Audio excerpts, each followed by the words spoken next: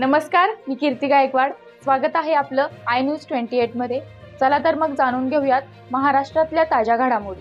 जव्हार येथे आदिमाधार आदिवासी ग्रामीण बिगर शेती सहकारी पतसंस्था मर्यादित शाखा पालघर उद्घाटन सोहळा संपन्न.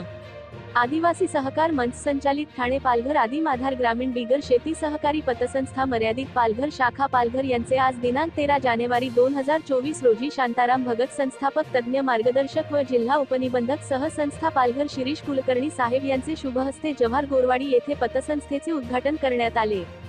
पतसंस्था नवीन चालू करण्यासाठी कोणकोणते अडचणी येतात व पतसंस्थेचा ग्रामीण भागातील नागरिकांना कसा फायदा होईल यावर सविस्तर माहिती देण्यात आले. तसेच सगळ्यांनी या पतसंस्थेचे सभासद व्हा असे आवाहन करण्यात आले.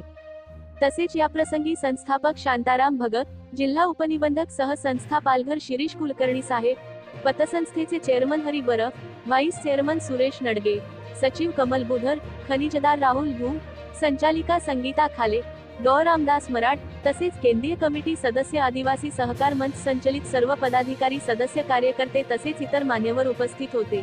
वार्ताहर जव्हार कोऑर्डिनेटर विश्वनाथ भोये ची रिपोर्टर.